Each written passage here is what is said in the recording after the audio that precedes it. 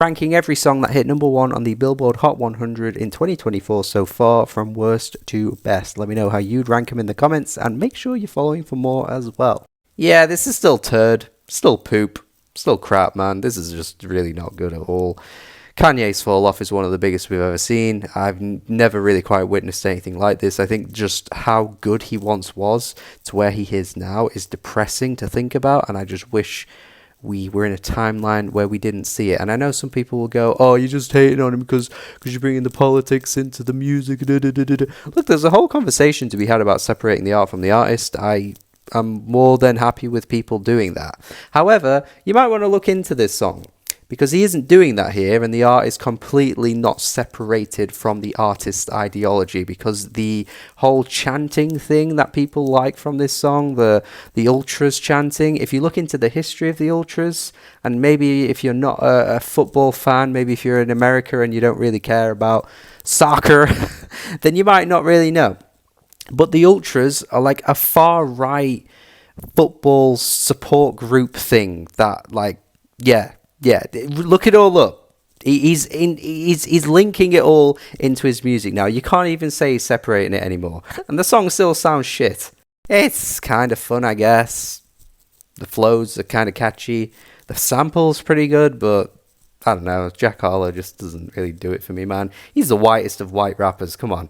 I just can't get with this kind of singing, man. I don't know what it is. It just doesn't do it for me. On a technical level, he's a good singer, but I just can't listen to it. Like Rag and Bone Man and all that shit. It's just like forced soul. Like I like my soul singers to sing with passion and from the heart. I just don't get it from Teddy Swims. I can't do it. It's just still really bland sounding to me, man. Post Malone adds nothing. I'd say it's probably the best song on this album, but I'm not the biggest fan of the album, and I'm just not really that keen on the grayness of it all. It just sounds so flat to me.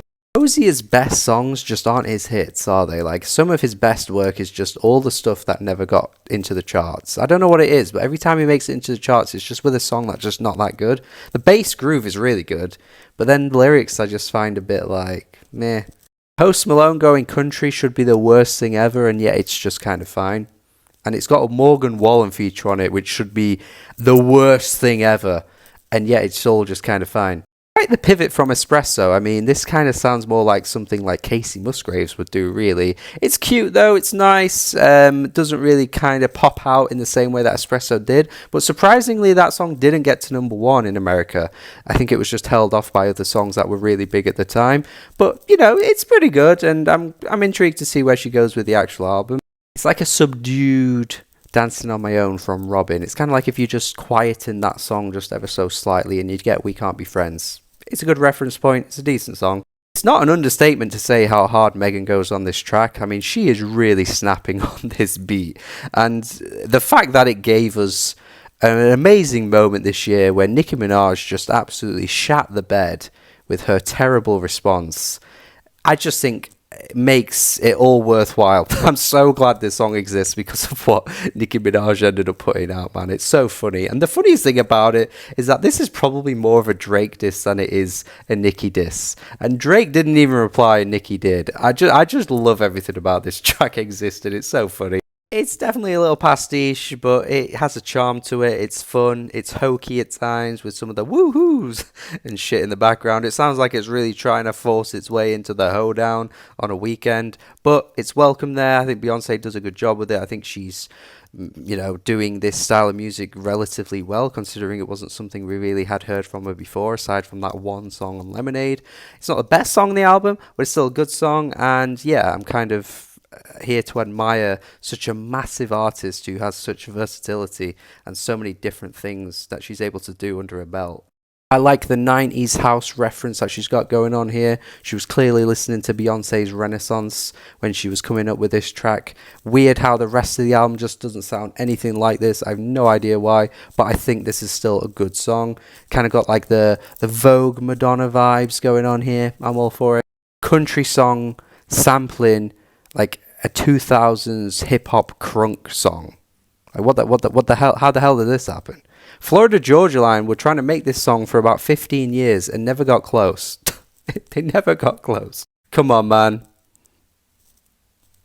Kendrick Lamar telling one of the biggest artists in the world that they're a you-know-what, and having some of the funniest lines I think I've heard in a mainstream song ever while rapping over this fantastic DJ Mustard beat. What happened in 2024? How did we get here? I love it. I just love it. This is amazing. But the best song of 2024 that hit number one on Billboard for me is Like That. The song that started it all off, man.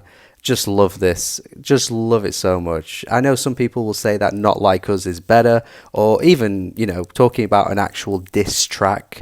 There were better diss tracks in the beef. Yes, for sure. Kendrick doesn't really go that hard on this track, really, comparatively to some of the others. But the song itself, I just love. I love that Metro Boomin beat. The sample that he picks from is really bright, but what he does on this track, he kind of darkens it and makes it gloomy.